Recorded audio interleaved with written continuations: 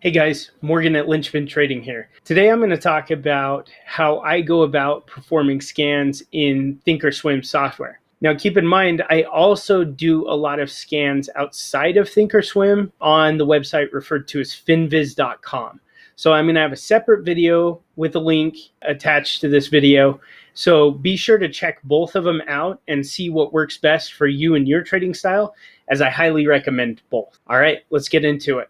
I've come into ThinkorSwim and I'm on the scan tab and stock hacker. Now I've created a few scan queries, and at the end I'll actually show you how you can go about doing this yourself. But I want to point out the main factors or things that I consider. There's this add condition group section. Now I usually only use all of the following. However, there's none of the following, any of the following, where you can add filters. Again, me personally, I don't do that, so I go ahead and remove those. But what I'm looking for here is oversold, higher dividend yield style stocks. I want good companies that are undervalued and maybe taken a hit recently. Now keep in mind, I'll go look at news for the company recently before I'm looking at it on a long-term horizon. But from a technical standpoint, this at least gives me an idea of where to focus my search and cuts down on how much time I spend looking for it. Because I'll be honest, I don't pay attention to seeking alpha and all of that garbage. What I do is I pay attention to what seems oversold. Why is it oversold? Does it reasonably seem as though it's going to go back up soon? So my first requirement is a market cap of over $500 million. It doesn't have to be the case that you do that. Me personally, higher yield, high market cap dividend stocks tend to be a little bit safer in my opinion. And so that's just kind of a focus of mine. I look for a dividend yield of above 2%. That's, if I can get it, that's amazing. And then I run the RSI scan from the study. So you'll notice one's a stock filter, another's a fundamental filter, and one's a study filter. So here's a case where I'm doing kind of all three aspects. I run the RSI with a 10 period.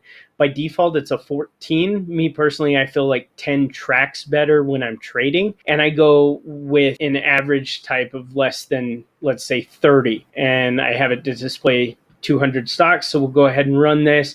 And again, that RSI is on the daily. So it's been kind of beaten down for a while. And you'll notice I have customized my view. I have symbol, description, but the big ones are here on the end. RSI, beta, and dividend yield that I'm paying attention to. So I often will sort it by lowest RSI. You'll notice New Skin stands out, Bristol Myers Squibb stands out, Novartis. These are companies I've heard of. These are companies that I may not know everything about, but it's already attractive that they're big enough names that I've heard of them. And then all three of those are above 2. You got 2.6%, 2.87%, and 3.38%.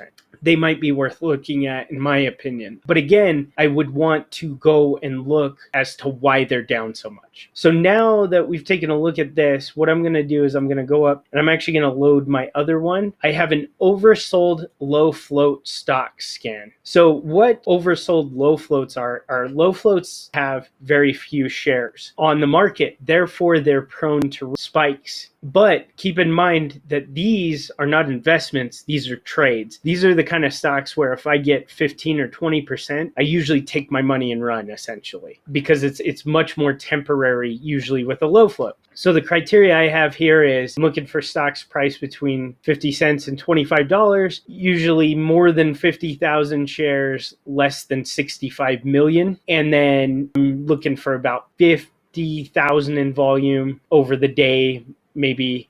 And then beta is how volatile it is. And so I usually like a beta of 1.5 or better for a stock that I'm going to attempt this with. And then same thing, I'll do RSI 10, period 10 for less than 30. And that's on the daily. Because again, I'm looking for stuff that's oversold. Buy low, sell high. Both strategies are the same. Now, one other thing to note. Notice I'm showing 38 right now. So oftentimes, what I will do is I will refine my search till I'm down to about 10, or I'll just take, say, the 10 most oversold, or 10 that catch my eye for whatever reason. That's what I do.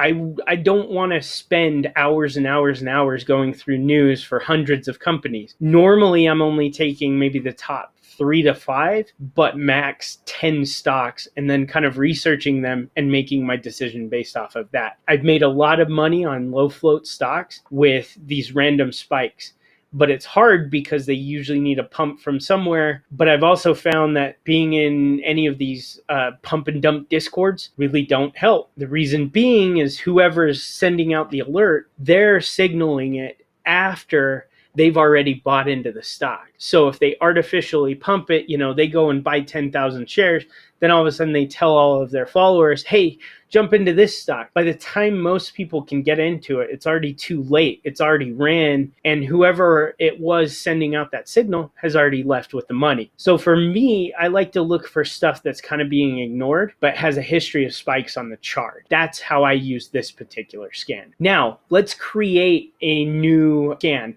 So what I'm going to do is I'm going to come right over here and I'm going to do a load scan query and then come over to the create scan query.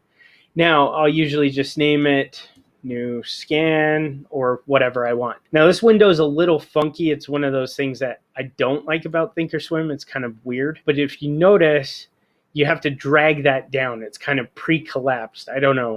It's kind of odd. You can go in and select stock. You can remove any filters or add. As I mentioned before with the high dividend yield, I was using both a stock filter, a fundamental filter, and a study filter. You can put in patterns, options. I don't use either of those, even though I do use options quite frequently, but just keep in mind that those are there. So stock usually has to do with like how many shares, market cap, beta, bid and ask, that kind of thing.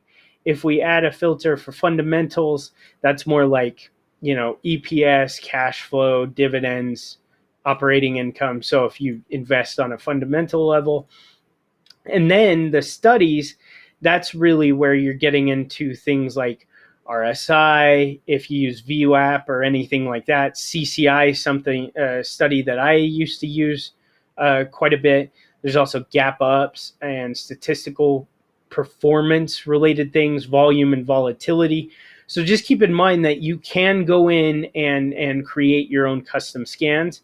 But for me, as far as ThinkorSwim, these are the two scans that I mainly use as of right now. One that's more for trading and one that is more for the investing side of things. Now, keep in mind, I'll actually share right above, I have a video on why I trade Snap. Right now, I don't go through and do a lot of trading on, say, low floats or any other stocks, just because learning Snap has been such a huge advantage to me that I don't have to go out and learn a new company. I just have to watch one particular company, and it's changed the game for me. But if you do want to, go check that video out. And other than that, thanks for stopping by. See ya.